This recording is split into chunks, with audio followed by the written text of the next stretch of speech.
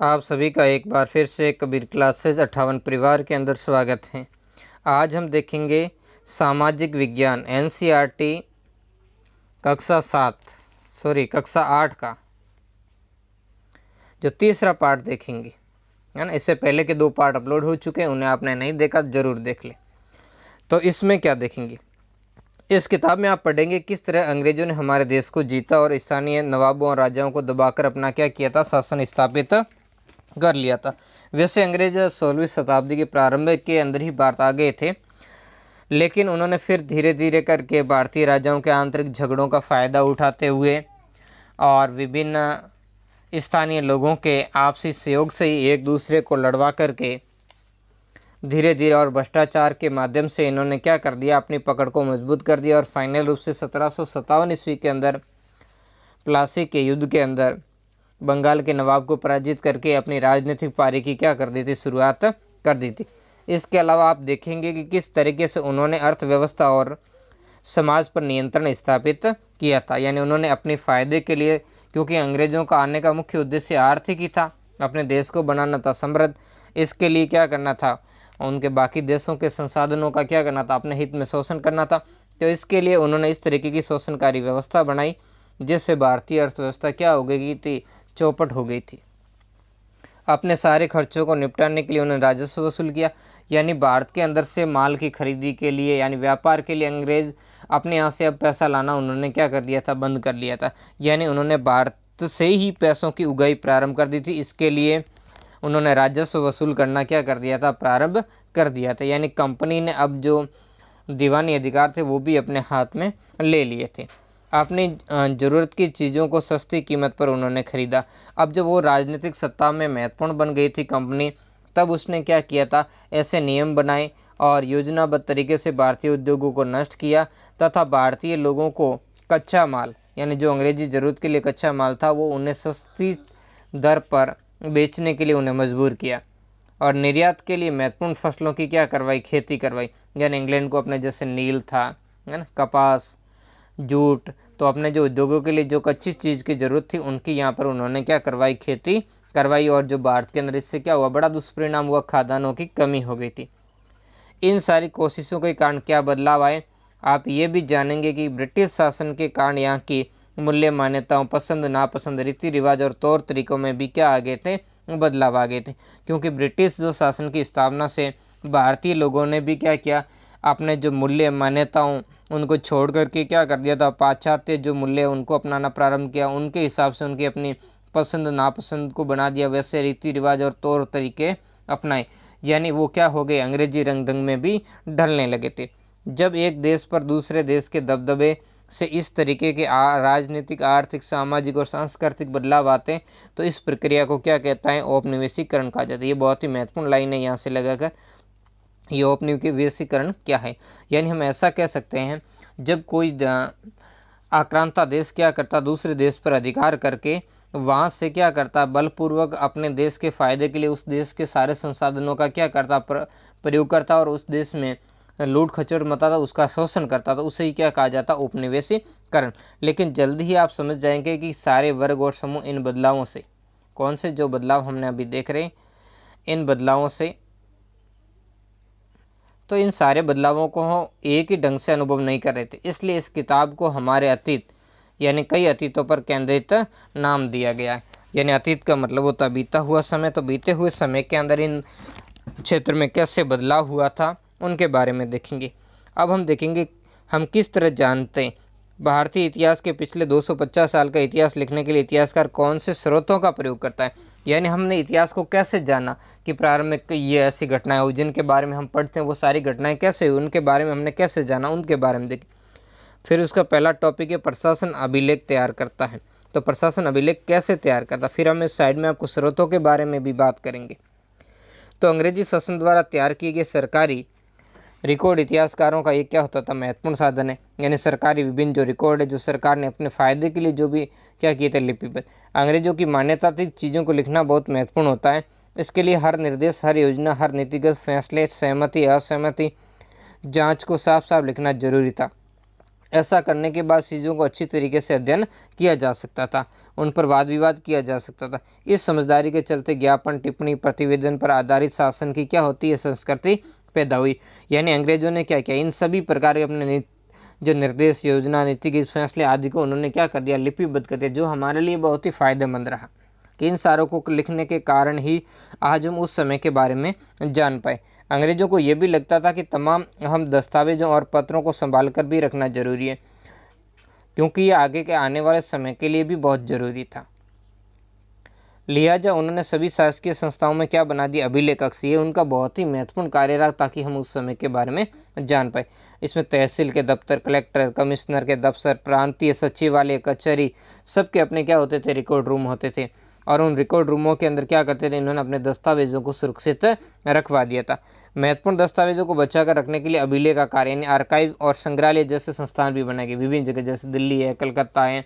ऐसे अंग्रेजों ने अलग अलग जगह, बीकानेर वगैरह से अलग अलग जगह संग्रहालय, और वहाँ पर क्या किया, विभिन्न अभिलेखों का और पुरातत्व से संबंधित विभिन्न चीज़ों का सबका वहाँ संग्रह इन्होंने कर दिया था। हालांकि इसमें से काफ़ी सारी चीज़ें वो इंग्लैंड भी ले गए अपने साथ में, लेकिन उनका भी अध्ययन किया जा सकता है। 19वीं सदी की शुरुआत में ही प्रशासन की एक शाखा से दूसरी शाखा के पास भेजे गए पत्रों, ज्ञापनों को आप आज भी अभिलेख लेखागारों के अंदर देख सकते हैं। वहाँ आप जिला अधिकारियों द्वारा तैयार किए गए नोट्स और रिपोर्ट को भी पढ़ सकते हैं, या ऊपर बैठे अफसरों द्वारा प्रांतीय अधिकारियों को भेजे गए निर्देश और सुझावों को देख सकते हैं। तो किस तरह की उनकी बातें थी, क्या थी, उनके बारे में सब आप देख सकते हैं। 19वीं सदी की शुरुआत में इन दस्तावेजों को सावधानी पूर्वक क्या बना दी जाती, इनकी नकलें, क्योंकि तब तक जब प्रिंटिंग प्रेस नहीं थी, हाथों से लिखा था। तो इन नकल बनाने वाले लोगों को क्या कहते थे, खुशनवीसी, यानी खुशनवीसी के माहिर होते। खुशनवीसी क्या होती है वो आगे दे। खुशनवीसी या सुलेखन विधि ऐसे लोग थे जो बहुत सुंदर ढंग से चीज़ें लिखते थे, यानी अच्छी लिखावट वाले लोग थे, उन्हें ही खुशनवीसी या सुलेखन विषय कहा जाता था। 19वीं सदी के मध्य तक छपाई एक बहुत ही महत्वपूर्ण, तो 19वीं सदी के मध्य तक क्या था, छपाई की जो तकनीक है वो फैलने लगी थी, और इस तकनीक के सारे अब प्रत्येक सरकारी विभाग की कार्रवाई और दस्तावेजों की कई कई प्रतियां बनाई जाने लगी। और इसी का नतीजा ये हुआ कि आज हमें उस समय के बारे में जानने की कोशिश जो करते हैं, उसके बारे में हमें बहुत सारा क्या होता है, मैटर हमें प्राप्त होता है। अब देखते हैं स्रोत किस टाइप के होते थे, ये देख लीजिए, हम आज साइड में इसको देखेंगे, है ना। इसी तरीके के स्रोतों का क्या किया जाता है, वर्तमान के अंदर किसी भी चीज़ के अध्ययन के लिए प्रयोग किया जाता है। जब 1946 के अंदर अंग्रेजी नौसेना के अंदर विरोध हुआ था, तो उस समय के गृह विभाग को अलग अलग जो बंदरगाह थे वहाँ से जो रिपोर्ट भेजेगी, उसके आधार पर हम देखेंगे तो किस तरीके से हम उस समय की जानकारी प्राप्त कर सकते हैं। सन 1946 में भारत की औपनिवेशिक सरकार साई भारतीय नौसेना के जहाज़ों में सिपाहियों की बगावत को कुचलने का क्या कर रही थी, प्रयास। उस समय विभिन्न बंदरगाहों से गृह विभाग को जो रिपोर्टें भेजी गई, उसका कुछ नमूना हमें इस प्रकार देखेंगे।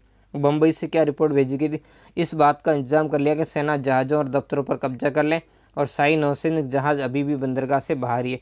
यानी इससे ये दिखता है कि जो विद्रोही जो जहाज़ थे, उनके ऊपर उनकी सेना ने कब्जा करने की तैयारी कर रखी है, और जो शाही नौसैनिक जहाज़ है वो बंदरगाह से बाहर है। यानी इसका मतलब है कि वो जो विद्रोही सैनिक जो बंदरगाह के अंदर के जो विद्रोही नौसैनिक है, उनके कब्जे में नहीं है, यानी वो सुरक्षित अवस्था के अंदर। जबकि कराची से क्या रिपोर्ट हुई, कराची से रिपोर्ट प्राप्त हुई थी कि 301 विद्रोहियों को गिरफ्तार कर लिया है। कुछ अंधे संदेहात पर विद्रोही भी क्या कर लिए, गिरफ्तार, यानी यहाँ के नौसैनिक थे जिन्होंने विद्रोह किया था उनको पकड़ लिया, और सारे दफ्तर हैं वो सैनिक निगरानी के अंदर ले लिए गए, यानी जो विद्रोह है उसको क्या कर दिया, इन्होंने दबा दिया। विशाखापट्टनम से रिपोर्ट आती है कि स्थिति पूरी तरीके से नियंत्रण में और कहीं हिंसा नहीं हुई। जहाज़ों और प्रतिष्ठानों पर सैनिक गार्ड तैनात कर दिए गए, किसी परेशानी की उम्मीद नहीं है, सिवाय इसके कि कुछ सिपाही काम पर नहीं आए। तो इस तरीके से उस समय की जो विद्रोह की स्थिति थी नौसेना में, उसके बारे में हम समझ सकते हैं कि उस समय के जो सैनिकों की और ब्रिटिश सरकार की इसके प्रति क्या रणनीति थी। ये रिपोर्ट है director of intelligent headquarter India command, शीर्षक रिपोर्ट संख्या 7, फाइल संख्या 52146, गृह जो राजनीतिक विभाग था भारत सरकार उसके द्वारा। और ये जो देख सकते हैं, ये है वो भारतीय राष्ट्रीय अभिलेखागार जो 1920 के दशक के अंदर बनाया गया था। कहाँ पर, दिल्ली के अंदर। तो ये लिखा हुआ है नई दिल्ली के अंदर। इसका निर्माण हुआ राष्ट्रीय संग्रहालय और राष्ट्रीय अभिलेखागार दोनों वायसरायों के निवास के बीच के ये दोनों ही क्या थे, वायसराय के निवास के नज़दीक बनाए गए। इससे पता चलता है कि अंग्रेजी सोच में इन संस्थाओं का कितना भारी महत्व था, यानी अंग्रेजी लोग इनका क्या करना चाहते थे, सुरक्षित रखवाना चाहते थे। अब देखेंगे आगे, यहाँ से हम पढ़ेंगे, है ना, सर्वेक्षण का बढ़ता महत्व। ये सर्वेक्षण के कारण ही, ये देख सकते हो आप, एक शरीफा का पौधा है ना, ये सर्वेक्षण का ही नतीजा है। तो आप पहले इसको देख लेते, फिर सर्वेक्षण वाली बात पढ़ते। शरीफे का पौधा है ना, ये 1770 के दशक का है। अंग्रेजों द्वारा बनाए गए वानस्पतिक उद्यान और प्राकृतिक इतिहास के जो संग्रहालयों में विभिन्न पौधों के नमूने और उनसे संबंधित जानकारी इकट्ठा की जाती थी। इन नमूनों के चित्र स्थानीय कलाकारों से बनवाए जाते थे। अब कलाकार इस बात पर ध्यान दे रहे हैं कि इस तरह की जानकारी किस तरह इकट्ठा की जाती थी और उनसे उपनिवेशवाद के बारे में क्या पता चलता था। यानी वो अपने हित के लिए क्या करवाते थे, इन सभी चीज़ों का संग्रह करवाते थे, साथ में उनको क्या कर चित्र आदि बनाकर उनको सुरक्षित करवाते थे। अब देखेंगे इसके बारे में कि वो सर्वेक्षण का महत्व कैसे था। तो उपनिवेशिक शासन के दौरान सर्वेक्षण का चलन भी बहुत ही महत्वपूर्ण होता था। अंग्रेजों का विश्वास था किसी भी देश पर अच्छी तरह शासन चलाने के लिए उसको सही ढंग से जानना जरूरी है ना, तभी क्या कर पाएंगे, हम उस देश के ऊपर सही तरीके से शासन कर पाएंगे। अब देखो, किसी देश को सही तरीके से जानना तो उसके लिए क्या करना पड़ेगा, सर्वेक्षण करना पड़ेगा। वहाँ देश के अंदर जा करके, जगह जगह जा करके, प्रत्यक्ष रूप से वहाँ पर जा करके उसका क्या करना पड़ेगा, नक्शा बनाना पड़ेगा, उसका खाका तैयार करना पड़ेगा। तो यही कार्य अंग्रेजों ने किया। 19वीं सदी की शुरुआत में पूरे देश का नक्शा तैयार करने के लिए बड़े बड़े सर्वेक्षण किए जाने लगे, है ना। कहाँ कैसी मिट्टी है, कैसी सतह है धरती की, है ना। तो इसके लिए गांवों के सर्वेक्षण, राजस्व सर्वेक्षण किए गए, ताकि गांवों से कितना राजस्व प्राप्त हो सकता था उसका आकलन सरकार को हो गया। और इन सर्वेक्षणों में धरती की सतह कैसी है, ताकि वहाँ खनिज संपदा या वहाँ आवागमन आदि सारी जानकारी अंग्रेज़ों को मिल सकती है। वहाँ की मिट्टी कैसी है, उसकी गुणवत्ता कैसी है, वहाँ मिलने वाले पेड़ पौधे किस टाइप के हैं, जीव जंतु और स्थानीय इतिहासों और फसलों का पता लगाया जा सकता है, जिनसे उनकी जो औद्योगिक ज़रूरतें हैं उनकी भी पूर्ति हो जाती है, उनका राजनीतिक हितों को भी साधा जा सकता है। अंग्रेजों की राय में किसी इलाके का शासन चलाने के लिए इन सारी बातों को जानना जरूरी था। 19वीं सदी के आखिर से हर 10 साल में जनगणना की जानी। सबसे पहले 1891, उसके बाद हर 10 वर्ष बाद क्या की जाने लगी, जनगणना की जाने लगी। जनगणना के जरिए भारत के सभी प्रांतों में रहने वाले लोगों की संख्या, उनकी जाति, इलाके और व्यवसाय के बारे में भी जानकारियां इकट्ठा करने लगी। इससे भी अंग्रेजों को अपना शासन चलाने, हर इलाके की अलग खासियत, पहचान, लोगों को जोड़ने तोड़ने आदि करने में सहायता मिलती थी। इसके अलावा वानस्पतिक सर्वेक्षण, प्राणी वैज्ञानिक सर्वेक्षण, पुरातात्विक सर्वेक्षण, मानवीय सर्वेक्षण, वन सर्वेक्षण आदि कई और भी दूसरे सर्वेक्षण भी किए जाते। तो इन सारे सर्वेक्षणों के द्वारा अंग्रेजों ने अपने शासन के हित में जितना वो फ़ायदा उठा सकते उतना उठाने का उन्होंने प्रयास किया था। अब देखेंगे अधिकृत रिकॉर्ड से क्या पता नहीं चलता है, ठीक है, ये तो उसका महत्व था। इन सब के बारे में जैसे वनों का संरक्षण का पता चलेगा, सर्वेक्षण थे तो किस तरीके की वनस्पति उस क्षेत्र में पाई जाती है, उसका क्या आर्थिक महत्व है, तो इन सारी बातों की जानकारी प्राप्त हो जाती थी। अब देखते थे अधिकृत जो रिकॉर्ड है उससे क्या पता चलता है। तो रिकॉर्ड के इस विशाल भंडार से हम कुछ पता लगा सकते हैं, फिर भी इस बात को नज़रअंदाज नहीं किया जा सकता कि ये चीज़ें क्या थी, सरकारी थी, है ना। जैसे ये सर्वेक्षण का ये पटल, ये आप देख सकते हो, बंगाल के अंदर मानचित्र और सर्वेक्षण का कार्य चल रहा था।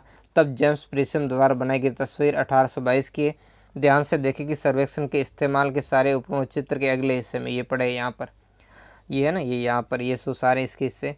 और चित्रकार इस परियोजना के वैज्ञानिक स्वरूप पर खास जोर देना चाहता है, ताकि वो बताना चाहता है कि किस तरीके से जो सर्वेक्षण किया जाता था उसके आंकड़े हैं जो वैज्ञानिक ढंग से एकत्रित किए जाते थे, यानी वो सत्य पर आधारित थे।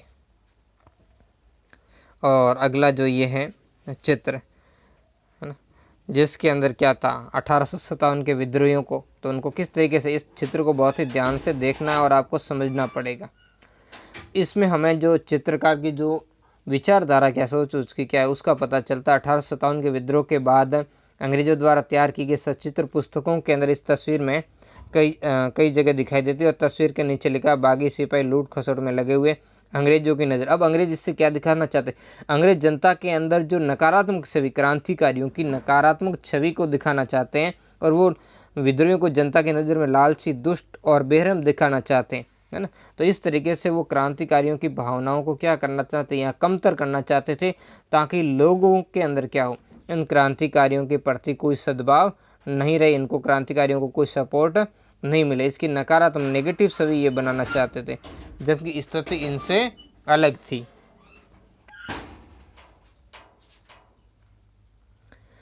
इनसे हमें यही पता चलता है कि सरकारी अफसर क्या सोचते हैं, उनकी दिलचस्पी किन चीज़ों में थी, बाद में वे किन चीज़ों को बचाए रखना चाहते थे। तो उनके बारे में भी हमें जानकारी मिलती है कि वो क्यों इस तरीके की बातें करते थे। इन रिकॉर्ड्स में हमें ये समझने में हमेशा मदद नहीं मिलती कि एक देश के दूसरे लोग क्या महसूस करते थे, उनकी क्या वजह थी।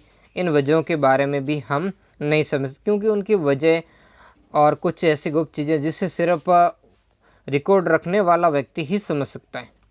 इन बातों को जानने के लिए हमें कहीं और देखना होगा, क्योंकि देखो अंग्रेज़ पूर्वाग्रह मुक्त नहीं थे। उन्होंने अपने देश के लिए और अपने आप को समृद्ध करने के लिए, अपने फ़ायदे के लिए इसमें क्या कर दिया, काफ़ी कुछ बदलाव कर दिया, यानी हकीकत को भी इन्होंने पलटने की कोशिश की। तो इसके लिए हमें दूसरे स्रोतों की ज़रूरत लेनी पड़ेगी। जब हम ऐसे दूसरे स्रोतों की तलाश में निकलते हैं तो उनकी भी कोई कमी नहीं रहती, लेकिन सरकारी रिकॉर्ड के मुकाबले उन्हें ढूंढना थोड़ा मुश्किल होता है, क्योंकि सरकारी रिकॉर्ड है वो विभिन्न अभिलेखागारों आदि में हमें प्राप्त हो जाते हैं, जबकि इनके ढूंढने के लिए हमें प्रयास करना पड़ेगा। इसके लिहाज से हमें लोगों की डायरियाँ, तीर्थ यात्राएँ, यात्रियों के संस्मरण, महत्वपूर्ण लोगों की आत्मकथाएं और स्थानीय बाजारों में जो बिकने वाली लोकप्रिय पुस्तिकाएं भी महत्वपूर्ण होती है, जिनके माध्यम से हमें उस समय की वास्तविक स्थिति का हम क्या कर सकते हैं, अंदाज लगा सकते हैं। जैसे जैसे छपाई की तकनीकी फैली, अखबार छपने लगे, विभिन्न मुद्दों पर जनता में भी बहस होने लगी, नेताओं और सुधारकों ने अपने विचारों को फैलाने के लिए लिखा, कवियों उपन्यासकारों ने भी अपनी भावनाओं को व्यक्त करने के लिए लिखा है। इसमें बहुत सारे हम देख सकते हैं, जैसे हम एक उदाहरण के लिए देख सकते हैं रविंद्रनाथ टैगोर थे, बंकिम चंद्र चटर्जी थे, मुंशी प्रेमचंद और भी बहुत सारे लोग थे जिन्होंने अपने जो ग्रंथों के माध्यम से, उपन्यासों के माध्यम से, अपनी कविता के माध्यम से उस समय की जो वास्तविक स्थिति है उनके बारे में चित्रण किया है। और उनके जैसा चित्रण अंग्रेज़ों के इन रिकॉर्डों के अंदर नहीं मिलता, क्योंकि वो हमेशा अपनी क्रूरता को और अपनी कमजोरी को छुपाया करते थे और भारतीयों के बारे में गलत धारणाएं भी लिखा करते थे। लेकिन ये सारे स्रोत उन लोगों ने रचे जो पढ़ना लिखना जानते थे, यानी आम जनता से फिर भी ये संबंधित। हमें ये पता नहीं लगा सकते कि आदिवासी किसान और खदानों में काम करने वाले मजदूर या सड़कों पर ज़िंदगी गुजारने वाले गरीब किस तरीके के अनुभवों से गुजरे होंगे, क्योंकि जो पढ़े लिखे लोग थे तो वो भी इन लोगों से संबंधित नहीं, उनसे काफ़ी दूर थे। तो अगर हम थोड़ी और कोशिश करें तो हम इस बारे में भी जान सकते हैं। जैसे जैसे आप इस किस्सा में आगे बढ़ेंगे तो आपको ये समझ में आने लग जाएगा। ठीक है, ये सारे इन लोगों के बारे में समझे, इनसे संबंधित अध्ययन करेंगे। तो इससे आगे पढ़ने से पहले हम थोड़े से इस साइड के अंदर जो दिए गए उस समय के एक और स्रोत है जिसके बारे में हम देख लेते हैं, है ना। जो उस समय के अंदर पुलिस हड़ताल के कारण, किसके लिए, कि खानों को लेकर, कि इसका टॉपिक है इंसानों के खाने के लायक नहीं है, यानी जो पुलिसकर्मियों को जो खाना दिया जाता था उनकी मेस से, वो उनके खाने के लिए नहीं था। तो अखबारों देश के विभिन्न भागों में चल रहे आंदोलन का पता चलता है, जहाँ 1946 में हुई पुलिस की एक हड़ताल की खबर दी गई है। अखबार की कटिंग, दिल्ली में 2000 से ज़्यादा पुलिस वालों ने बृहस्पतिवार, इसको आप कमेंट बॉक्स में बताना, इसको दूसरे किस वार के नाम से जाना जाता, सवेरे अपने कम वेतन और पुलिस लाइन के बावर्ची खाने से, बावर्ची जो इनका रसोई घर है, पुलिस के लाइन के अंदर जो मैच होती थी, वहाँ से आने वाले घटिया भोजन के खिलाफ खाना खाने से इनकार कर दिया। तो इसकी खबर जैसे जैसे दूसरे पुलिस थानों में पहुंची, वहाँ भी पुलिस वालों ने खाने से इनकार कर दिया, क्योंकि सब जगह यही की जैसी समस्या थी। लेकिन विद्रोह की शुरुआत कौन करे, एक जगह से सूचना आई, बाकी जगह भी लोगों ने क्या कर दी, हड़ताल कर दी। एक हड़ताली का कहना था कि पुलिस लाइन की रसोई से हमारे लिए जो खाना आता उसको कोई इंसान नहीं खा सकता, और हमें जो चपाती और दाल खानी पड़ती है उसे जानवर तक का नहीं खा सकते, यानी इतने तरीके का घटिया खाना दिया जाता था। और यहाँ तक इतना सारा भेदभाव करने के बावजूद, इस तरीके की घटिया, इनको खाना तक घटिया देने के बावजूद, ये लोग कौन थे, ये वो लोग थे जिनके बल पर अंग्रेज भारतीयों का शोषण करते थे, भारतीयों का दमन करते थे और भारतीयों पर अपना जो राज्य है वो स्थायित्व रखे हुए थे। ये हिंदुस्तान टाइम की 22 मार्च 1946 की जो खबर है उसका संदर्भ यहाँ पर दिया गया है। अब देखेंगे नेक्स्ट। तो देखो नेक्स्ट क्या है, ये इसके क्वेश्चन है, एंड आप देख सकते हो कमेंट बॉक्स के अंदर आपको इनको तीनों ही जो क्वेश्चन है सही और गलत इनके बारे में, क्योंकि तीनों ही पार्ट आप पढ़ने के बाद इनके आंसर दें, इसमें से सही कौन सा है और गलत कौन सा। जैसे पहला, जेम्स मिल ने भारतीय इतिहास को हिंदू, मुस्लिम, ईसाई इन 3 कालों में बांटा। दूसरा है, सरकारी दस्तावेजों में हमें ये समझने में मदद मिली कि आम लोग क्या सोचते हैं। तीसरा, अंग्रेजों को लगता था कि सही तरह शासन चलाने के लिए सर्वेक्षण महत्वपूर्ण होते। तो इन सब के बारे में आप बताइए। बाकी ये क्वेश्चन है आपके, इसमें थोड़ा और मैं इसको छोटा कर देता हूँ, है ना। ये भी सारे